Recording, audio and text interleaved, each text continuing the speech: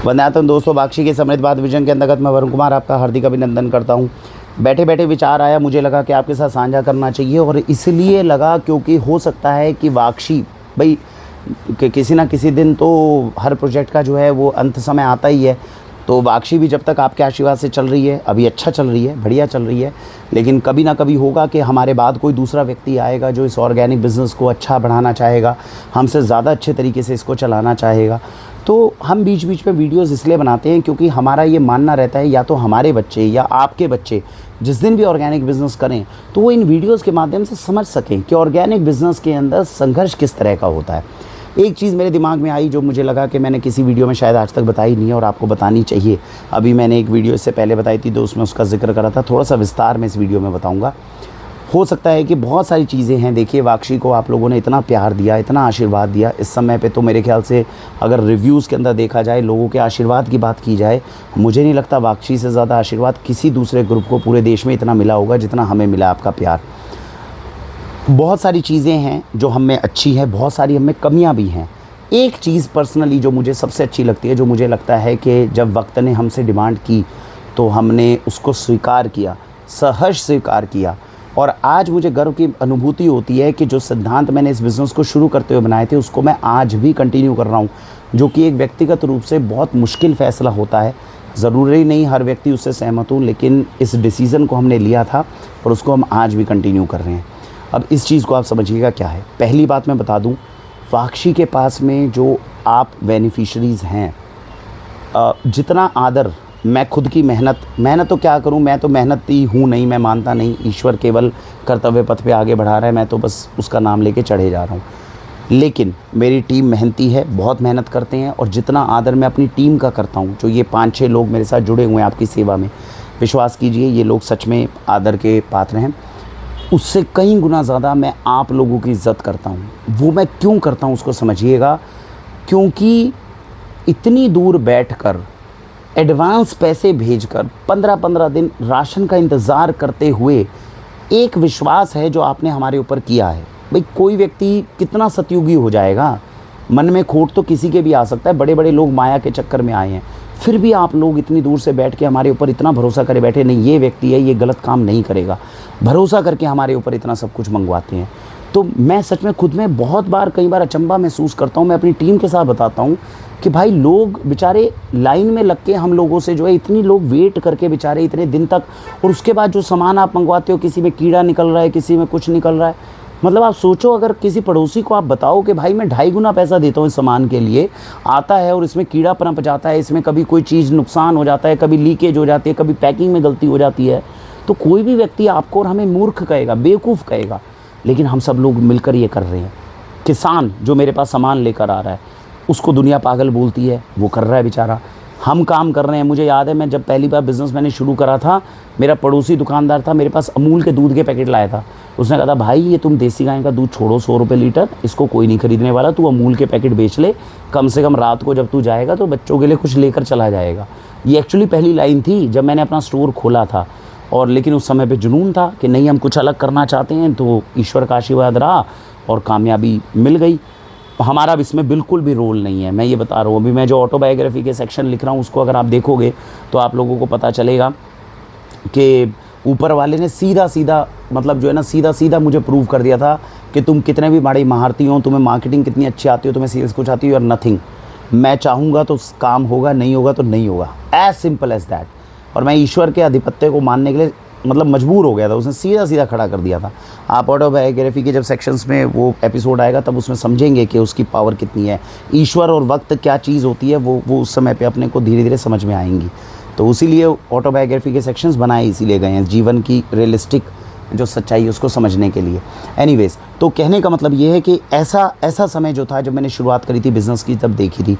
अब होता ये था, इतनी दूर से लोग हम पे विश्वास कर रहे हैं, प्यार से बेचारे एडवांस मनी भेज रहे हैं। एडवांस मनी के बाद हमने कोई चीज़ भेजी भाई, उसमें थोड़ा बहुत कीड़ा लग के आ गया। अब उस समय की बात, आज तो हमें हमारे ग्राहक बेनिफिशियरीज बहुत सपोर्ट करते हैं।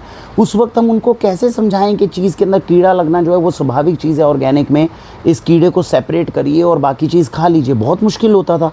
अच्छा, उसमें ग्राहक की गलती नहीं बेचारे की, हम ही ऑर्गेनिक के अंदर नए नए थे, हम उनको ऑर्गेनिक कैसे समझाएं और कितनी बहस करें, वो बेचारा हम पे इतनी विश्वास करके इतनी दूर से मंगा रहा है, वही बहुत है। तो होता क्या था, हमारे पास उस समय पे जब मैंने व्यापार शुरू करा था, लोग लेकर जाते थे, हमारी सराहना करते थे, अप्रिशिएट करते थे, हमसे प्यार बहुत करते थे, हमें आशीर्वाद बहुत देते थे, लेकिन उनका एक जेन्युइन कंसर्न था, भाई मैं चीज़ लेकर गया हूँ, ये चीज़ मुझे स्वाद नहीं लगी। और हमारा एक सिद्धांत था, हमने एक ही चीज़ पहले दिन से हमने मान ली थी कि जी आप मेरे यहाँ से चीज़ लेकर गए हो, आपको लगा आपके पैसे वसूल नहीं हुए, कारोबार और व्यापार बात की बात है, मैं आपका पैसा ख़राब नहीं होने दूंगा, मैं पैसा रिटर्न करूंगा। उसकी हमें लोगों से आशीर्वाद बहुत मिले, लोगों ने बहुत ब्लेसिंग्स दी हमें इस बात पे। तो होता क्या था कि हमारे पास प्रोडक्ट रिवर्सल बहुत आता था। किसी व्यक्ति ने घी खाया, अब प्योर घी खा रहा है वो बेचारा, 10 साल के बाद में खा रहा है, उसकी गलती थोड़ी है, 10 साल के तक उसने प्योर घी नहीं खाया, अब वो प्योर घी खा रहा है तो उसको प्योर घी समझ में नहीं आ रहा। कोई भैंस का घी खा रहा है, उसको लूज़ मोशन लग गए, अब वो कह रहा है भाई मैं इसको खाऊं कैसे, तुम्हारे हिसाब से तो प्योर है लेकिन मेरा बच्चा खा ही नहीं पा रहा, मैं खाऊं कैसे, अब बताओ इसका क्या करें। तो ऐसे केस में क्या होता था, हम उसको रिवर्सल लेते थे। अब रिवर्सल लेते थे, अब मामला ये कि भाई मार्जिन्स तो है ही नहीं ऑर्गेनिक इंडस्ट्री के अंदर, और ऊपर से जो है लोगों को हमें सस्ता सामान भी देने की कोशिश करनी है। ये जो इतनी रिवर्सल आ रही है इसका क्या करें। और दूसरी बात, कीमती भोजन है, लोगों को शुद्ध घी नहीं खाने को मिल रहा, शुद्ध भैंस का घी, शुद्ध गाय का घी नहीं मिल रहा। अब किसी व्यक्ति ने 4 चम्मच खाए हैं, वो मेरे पास वापस आया है, कितनी हिम्मत जुटानी पड़ेगी उसको फेंकने की। उस गौ माता ने पता नहीं कितनी पेन को जो है बर्दाश्त किया होगा, तब जाके वो घी बना होगा। उस किसान ने कितनी मेहनत करी होगी जो घी है। मैं अपने बेनिफिशियरीज़ को नहीं समझा पा रहा हूँ, लेकिन मुझ में तो अकल है ना कि ये कितना बड़ा अमृत है। तो उस दिन से जब पहली बार हमने व्यापार किया था, मैंने एक सिद्धांत बनाया था, जितनी चीज़ें मेरे पास वापस आती थी उस समय पे, हालांकि हम कोशिश करके किसानों को वापस कर सकते थे, लेकिन उसका मैक्सिमम पोर्शन जो है वो हम अपने घरों में यूज़ करने की कोशिश करते थे। तो होता ये था, मेरे घर वाले मुझे कहते थे, अरे भैया ये कौन सा व्यापार तुमने करा है, लोग तुम्हें अपना झूठा भोजन देकर जाते हैं और तुम उस झूठे भोजन को हमें भी खिलाते हो और ख़ुद भी खाते हो। तो मैं उन्हें आराम से इस बात को समझाता था, मैं उन्हें ये बताता था। मैंने कहा हमें इस बात पे गर्व महसूस होना चाहिए कि मेरे बच्चे जो हैं, हो सकता है किसी का झूठा भी खा रहे हों, थोड़ा रिस्क भी होता है भाई, किसी व्यक्ति ने करा है, पता नहीं कैसा करके दिया होगा, कल को नुकसान ना हो जाए खाने में। मैंने कहा लेकिन बाज़ार के अंदर जो हम खा रहे हैं वो भी तो यूरिया केमिकल पेस्टिसाइड है, वो कौन सा केमिकल से कम है। तो मेरे बच्चे केमिकल खाने से तो अच्छे हैं, क्योंकि आमदनी मेरी बहुत ज़्यादा तो थी नहीं, दिन की सेल में होने के बाद में शुरू के हमने 1.5-2 साल तक तो नुकसान ही सही है। तो उस समय पर जो था, मैं, मेरे परिवार के सदस्य, पत्नी, मैं, हम सब लोग जो है वो भोजन जो आपके यहाँ से वापस आता था, कई लोगों का झूठा भी होता था, उसको भी हम भोजन को खाते थे।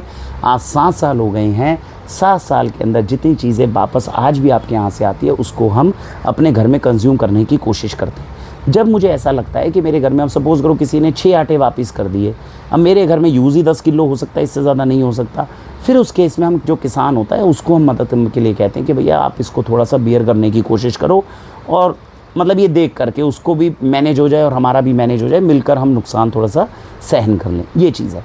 तो ये एक व्यक्तिगत चीज़ मुझे लगी कि जैसे एक व्यक्ति को किसी भी चीज़ में, फील्ड में आगे बढ़ने के लिए एक सेक्रीफाइस देना होता है, वो सेक्रीफाइस केवल मेहनत की टर्म्स में नहीं होता, वो सिद्धांतों के ऊपर भी होता है। आप किस तरह के सिद्धांत बनाते हैं। तो हमें खुशी है और हमें लगता है कि पूरे देश में ये काम करना हर किसी के लिए आसान नहीं होता, और इसका भी हमने सीख रामायण से ही सीखते हैं सब है। तो जब भगवान श्री राम जो है वो शबरी के झूठे भेड़ खा सकते हैं, तो हम अपने उन बेनिफिशरीज़ का क्यों नहीं मतलब जो है घर का वापस आया हुआ खा सकते, जो हमारे लिए आदरणीय है। और सच में अगर हम उनकी आदर करते हैं, तो बहुत बार होता है कि मेरा आपसे संपर्क नहीं हो पाता, मैं आपसे फ़ोन पे बात नहीं कर पाता, या मैं जानकारी आपकी और हमारी साझा नहीं हो पाती, लेकिन वाक्षी को हमने एक ऐसा प्रोजेक्ट बनाया है जिसके ऊपर आपको और हमें दोनों को गर्व महसूस होना चाहिए। और अगर आपके बच्चे भी कभी ऑर्गेनिक बिज़नेस में आते हैं तो उनको ये वीडियो ज़रूर दिखाइएगा कि इसमें कोई बलिदान वाली बात नहीं है, ये केवल और केवल एक सोच का अंतर है। जब श्री राम ने शबरी के खाए होंगे तो उन्होंने शबरी के भाव को ही तो देखा होगा ना। तो जो मेरे बेनिफिशरीज़ हैं जिन्होंने वापस किया है, वो मुझे क्यों गलत सामान जो है वापस करना चाहेंगे।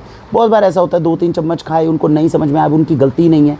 तो ये सिद्धांत हमने बनाए हैं और आज तक हम उस सिद्धांतों को फॉलो कर रहे हैं। अब तो ईश्वर के आशीर्वाद से थोड़े सक्षम है कि अगर हम नहीं भी खाना चाहें तो हम किसान को दे सकते हैं। बात इसमें वापस करने की किसान को नहीं है, बात इसमें है कि जो चीज़ मैं पहले दिन कर रहा था वो मैं 7 साल के बाद क्यों नहीं कर सकता। तो आज भी मेरे परिवार वाले कई बार पूछते हैं, अरे भैया कब तक खिलाओगे भैया इस तरह से हमें चीज़ें वापस। तो मैं उनको इसी तरह से समझाता हूँ कि भैया आपके सिद्धांत पहले दिन भी वही थे, आज भी आपको वही रखने हैं, क्योंकि यही तो वो नींव है जिसके ऊपर इतनी बड़ी बिल्डिंग खड़ी हुई है। ये नींव ही अगर आपने डामाडोल कर दी तो पूरी बिल्डिंग ढह जाएगी आपकी। तो इसमें ऐसा बिल्कुल भी मैं ये नहीं कहना चाहता कि आपकी रिवर्सल्स जो है वो कम हो जाए।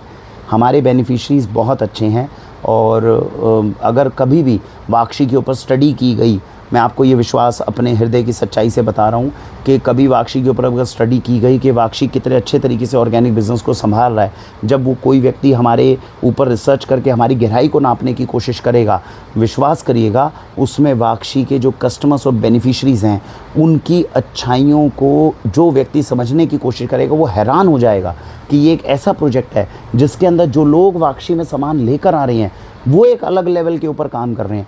वाक्षी की टीम और वाक्षी आपको सर्विस देने के अंदर एक अलग जुनून और अलग लेवल पे काम कर रही है, और आप लोग बेनिफिशरीज जो वाक्षी का सामान यूज़ कर रहे हैं आदरणीय हैं, कोटि कोटि नमन है आपको। ये आसान नहीं है, मैं सच बता रहा हूँ। अगर मुझे कभी जीवन में कोई व्यक्ति दुकानदार मिल जाए, भले ही कितना सच्चा क्यों ना हो, लेकिन अगर वो मुझे कभी भी बोले कि भाई तू मुझे 15-20 हज़ार रुपये जमा कर दे, 15 दिन वेट कर, मैं तुझे, और वो मुझसे मिल नहीं रहा, मुझे फ़ोन पे बात हो रही है केवल, तो वो मेरे को कह रहा है कि भाई तू 15-20 हज़ार रुपये जमा कर दे, अब 15 दिन इंतज़ार कर, व्हाट्सएप पे तेरा है, हम तेरे को पैसा भिजवा देंगे, हम 100% बनी हुई गारंटी है। भाई मैं कैसे दे दूँगा किसी को? मुझे सच में उस दिन बड़ी हैरानी हुई थी जब मैंने बिज़नेस शुरू करा था, और लोगों ने पता नहीं उस वीडियो में क्या सच्चाई हमारी ऐसी दिखी थी कि लोगों ने 15-15, 20-20, 50-50 हज़ार रुपये आज भी हमारे पास में जमा करके चले जाते हैं। इतना विश्वास कहाँ से वो सारे बेनिफिशरीज़ लेकर आते हैं? ये ईश्वरीय कृपा है और हम इसका बहुत आदर करते हैं। कई बार शब्दों के माध्यम से हम नहीं बता पाते या समय की उपलब्धता नहीं रहती, आप लोगों से व्यक्तिगत हर किसी से कांटेक्ट नहीं हो पाता, इसीलिए मैं वीडियोस बनाने की कोशिश करता हूं। लेकिन कोटि कोटि नमन करता हूं आपके आशीर्वाद के लिए। ये एक चमत्कार है जो इस समय पे इस धरती पे हो रहा है, जो वाक्षी के किसान जो हम तक सामान लेकर आ रहे हैं वो कर रहे हैं, हमारे माध्यम से भी चमत्कार हो रहा है। ऐसा नहीं हम लोग नहीं कर रहे, हम अच्छे काम कर रहे हैं बहुत, लेकिन सच में अजीब है। और मैं इसके लिए हमेशा बोलता हूँ, अगर आप लोगों को हैरानी है तो अपने पड़ोसी को कभी ये बताइएगा कि हम इस तरह से काम करते हैं, भाई इसमें तुम्हारा विचार क्या है? तो आप लोग सोच सोच के पागल हो जाओगे, दुनिया आपको पागल बोलेगी। ये ऑर्गेनिक का क्षेत्र ऐसा है जो पागलों के लिए बना है। हमें खुशी ये है कि हम पागल बनकर अपने बच्चों को एक अच्छी ज़िंदगी देने में कामयाब हो रहे हैं। इसी के साथ ध्यान आई, अभी वायरल चल रहा है यहाँ दिल्ली के अंदर, और मैं अपनी पत्नी को कल बता रहा था, मैंने कहा देखो वहाँ से लेके वहाँ तक के घरों के अंदर जितने बच्चे हैं सबको अभी 15 दिन के अंदर कितना सर्दी ज़ुकाम हुआ है। हर व्यक्ति अपने बच्चों को लेके डॉक्टर के यहाँ गया। ईश्वर का धन्यवाद है भाई, मेरे घर में नहीं हुआ। और मैं उसको बार बार वो च्यवनप्राश दिखाता हूँ, मैं देखता हूँ ये देख, ये है इसकी ताकत। बात इसकी नहीं है कि ये कितना महंगा है, बात इसकी है कि मेरे बच्चे को ये सर्दी ज़ुकाम नहीं होने दे रहा, ये च्यवनप्राश अकेला उसको झेल के बाहर कर रहा है। आज जब बच्चा गिरता है और उसकी हड्डियाँ इतनी मजबूत हो गई हैं कि गिरने से हड्डी नहीं टूट रही, वो एकदम खड़े होकर कहता पापा मैं शेर का बच्चा हूँ, गर्व से सीना मेरा चौड़ा हो जाता, क्योंकि इस चीज़ में पैसा कहीं आ ही नहीं सकता। तो मैंने चाहे उनको झूठा घी खिलाया हो, है ना, लोगों के घर से आया हुआ वापस घी खिलाया हो, लेकिन मैंने उन्हें भारत का सर्वश्रेष्ठ घी खिलाया। ये इस घी की ताकत है। और मैं ये इस माध्यम से कहना चाहता हूँ कि ऐसा घी तो अगर कहीं से झूठा भी आए तो मैं उसे खिलाने में संकोच नहीं करता, क्योंकि मैं बाज़ार में जानवरों की चर्बी से बने हुए घी, केमिकल से बने हुए घी कम से कम ये अपने बच्चों को नहीं खिला रहा। इसमें मुझे गर्व की अनुभूति होती है। ईश्वर ने एक बहुत अच्छा सुखी जीवन मुझे दिया है, उसके माध्यम से ना जाने कितने लोगों के जीवन को हम सुखी करने में कामयाब हो पा रहे हैं। ये ईश्वर का ऐसा आशीर्वाद है जिसके लिए मैं कभी उसका धन्यवाद करते करते थक नहीं सकता। आसपास मैं देखता हूँ लोगों के जीवन में कितनी परेशानी है, कितना दुख है, हम उसके अंदर ईश्वर जो है वो छतरी की तरह जो है वो हमारी भी सुरक्षा कर रहा है। और आप लोग जो ये वीडियोस देखने के लिए टाइम निकाल रहे हो, आपकी सुरक्षा कर रहा है। हमें सच में ईश्वर का केवल और केवल धन्यवाद करना चाहिए। तो प्रभु श्री राम का, भगवान महादेव का, प्रभु श्री कृष्ण का, माता दुर्गा का बहुत बहुत धन्यवाद। आप सबका बहुत बहुत आभार। भारत माता का बहुत बहुत आशीर्वाद है कि हम सब लोग ये सेवा करने में कामयाब हुए हैं। और मैं नहीं जानता वाक्षी कब तक चलेगी, और वो मैं इसलिए बोल रहा हूँ क्योंकि ये सच में चमत्कार है। मुझे आज का नहीं पता, मुझे कल का नहीं पता होता कि क्या हो रहा है। सच में बता रहा हूँ, इसको मैं नहीं चला पा रहा हूँ, इसको कोई और है जो शक्ति है जो इसको चला रही है। जब तक उसकी आज्ञा होगी तब तक ये चलेगी। और बस यही कहूँगा, जो फ़र्ज़ है हम भी अपना दायित्व निभा रहे हैं, आप अपना दायित्व निभा रहे हैं, और हमारी टीम अपना दायित्व निभा रहे हैं, सब अपना दायित्व निभाते रहें। आइए इस जो धरती को, इसको जो प्रांगण है, जो विश्व है हमारे लिए खेलने का जो एक मैदान है, इसको थोड़ा और अच्छे से एंजॉय करके बढ़िया तरीके से खेले। हमारी तरफ तो ईश्वर की मेहरबानी हम पे है ही, आपके ऊपर भी हमेशा कृपा बनी रहे। इसी के साथ भारत वंदे मातरम।